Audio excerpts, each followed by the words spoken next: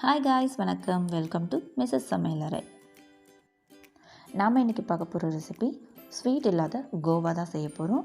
இந்த கோவா வச்சு நம்ம நிறைய டிஷ்ஷஸ் பண்ணலாம். அதை இன்றைக்கி வீட்லேயே ரொம்ப ஈஸியாக எப்படி செய்கிறதுன்னு பார்க்கலாம் வாங்க. ஃபஸ்ட்டு ஒரு பேனில் 1 டேபிள் ஸ்பூன் நெய் சேர்த்துக்கலாம். நெய் நல்லா சூடாகட்டும்.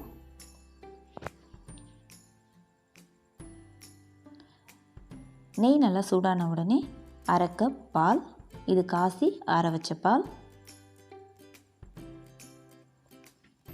பாலை சேர்த்த உடனே ஒரு வாட்டி நல்லா கலந்து விட்டுக்கலாம்.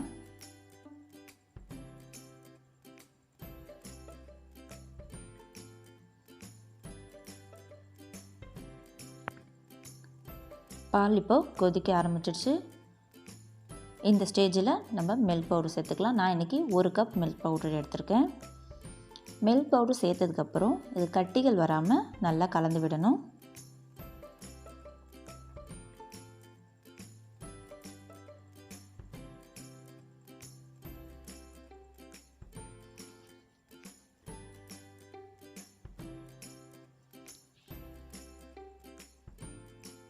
இது போல் கட்டிகள் சுத்தமாக இல்லாத மாதிரி கலந்து விட்டுக்கோங்க.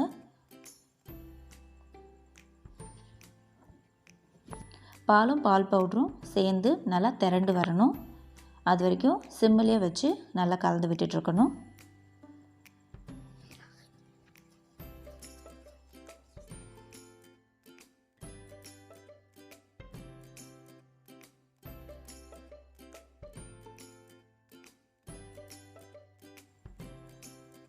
பாருங்கள், கொஞ்சம் கொஞ்சமாக கட்டி ஆகிறது நல்லாவே தெரியுது.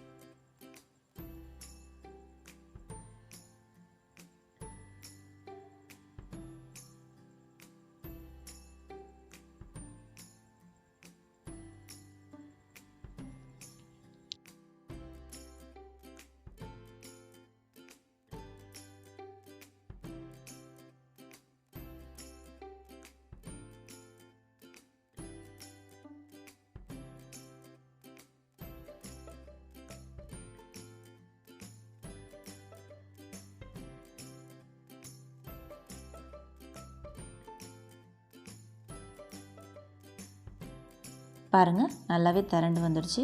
இன்னும் ஒரு 2-3 நிமிஷம் மட்டும் அது போதும். அது வரைக்கும் மட்டும் கலரி விட்டு ஸ்டவ்வை ஆஃப் பண்ணிடலாம்.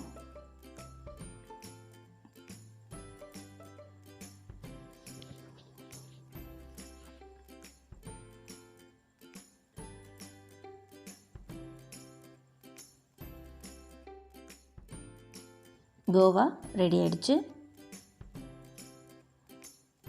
ஸ்வீட் இல்லாத கோவா.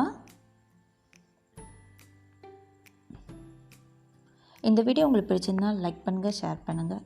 மறக்காமல் நம்ம சேனலை சப்ஸ்கிரைப் பண்ணுங்கள். கூடவே இருக்க பெல் ஐக்கானையும் கிளிக் பண்ணுங்கள். தேங்க்ஸ் ஃபார் வாட்சிங்.